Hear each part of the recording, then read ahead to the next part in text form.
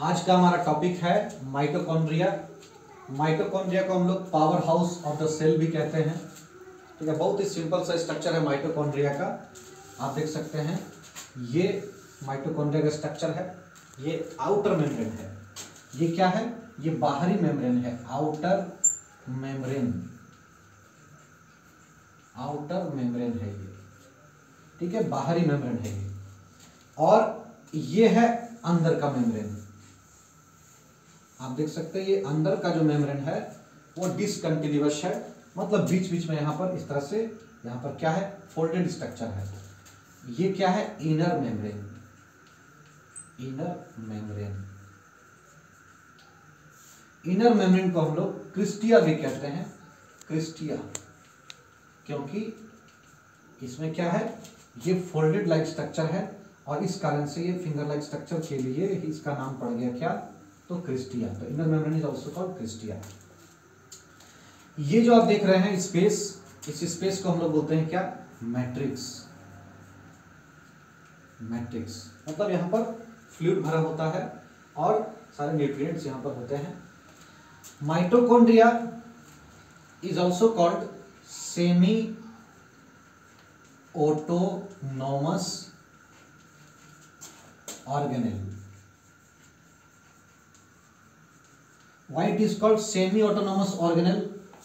क्योंकि इसके पास क्या होता है, इसका खुद का अपना डीएनए होता है और इसके पास क्या होता है, अपना इसका खुद का राइबोसोम होता है। ये डीएनए और राइबोसोम इसके पास खुद का होता है, अपना होता है, इसके पास प्रेजेंट होता है और इस कारण से इसको बोलते हैं सेमी ऑटोनॉमस ऑर्गेनेल। क्योंकि माइटोकॉन्ड्रिया को अपना पूरा काम करने के लिए न्यूक्लियस पे डिपेंड नहीं रहना पड़ता है। इसके पास अपना खुद का डीएनए है और राइबोसोम है, तो ये बहुत सारा फंक्शंस जो है वो खुद ही कर लेता है, इसीलिए ये क्या है? सेमी ऑटोनॉमस है। अब जैसे कि मैंने आपको बताया कि डीएनए और राइबोसोम इसमें होता है, तो ये आप देख सकते हैं कि यहां पर इसका क्या है, इसका ये खुद का अपना डीएनए है। ये जो डीएनए है ये क्या होता है? नेकेड डीएनए होता है। यहां पर ये इसका खुद का अपना डीएनए है, ठीक है। और इसके पास अपना क्या होता है? खुद का राइबोसोम होता है, खुद का अपना राइबोसोम होता है। ये राइबोसोम है ना, ये खुद का अपना इसका क्या होता है? राइबोसोम होता है।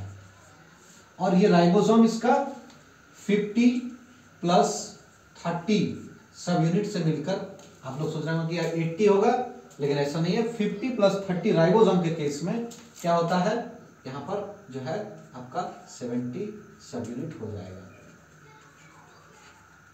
यानी कि जो लार्जर यूनिट होता है वो 50 का होता है और स्मॉलर जो यूनिट होता है वो 30 का होता है, ठीक है। और इस केस में 50 + 30 जो है वो 70 सब यूनिट का राइबोसोम यहां पर पाया जाता है, ठीक है। अब देखिए ये जो इसका इनर मेम्ब्रेन है, इस इनर मेम्ब्रेन में ये जो इनर मेम्ब्रेन है, ये जो इनर मेम्ब्रेन है, ये जो इनर मेम्ब्रेन है, ठीक है, पूरा ही इनर में यहां पर क्या होता है? यहां पर होता है आपका इलेक्ट्रॉन ट्रांसपोर्ट सिस्टम। इस मेम्ब्रेन के पास होता है क्या? इलेक्ट्रॉन ट्रांसपोर्ट सिस्टम होता है, जहां पर क्या होता है? एनर्जी का फॉर्मेशन होता है। एनर्जी का फॉर्मेशन होता है। एक्चुअली एनर्जी तो मैट्रिक्स में बन जाता है, ठीक है, लेकिन वो एनर्जी क्या होता है? यूजेबल फॉर्म में नहीं होता है। और जिस कारण से यहां पर आपका जो इलेक्ट्रॉन ट्रांसपोर्ट सिस्टम लगा हुआ है और वो क्या करता है? एनर्जी को यूजेबल फॉर्म में बनाता है, ठीक है। तो non usable form of energy को ये जो मेम्ब्रेन है ये क्या करता है? इलेक्ट्रॉन ट्रांसपोर्ट सिस्टम होता है इसमें, ये एनर्जी को बनाता है यूजेबल फॉर्म में, यानी कि एटीपी में कन्वर्ट करता है, ठीक है। क्योंकि इस मेम्ब्रेन के पास इलेक्ट्रॉन ट्रांसपोर्ट सिस्टम है और उस ट्रांसपोर्ट सिस्टम में क्या है? एटीपीएज, यानी कि एटीपी सिंथेसिस के लिए प्रोटीन होता है, एटीपीएज या एटीपी सिंथेस, जो कि यहां पर प्रेजेंट होता है। और इसी कारण से एनर्जी यहां पर बनने के कारण से ही हम लोग माइटोकॉन्ड्रिया को the power house of the cell भी कहते हैं, ठीक है। आज का टॉपिक इतना ही। नेक्स्ट क्लास में हम लोग किसी और ऑर्गेनेल के साथ मिलेंगे, तब तक के लिए धन्यवाद।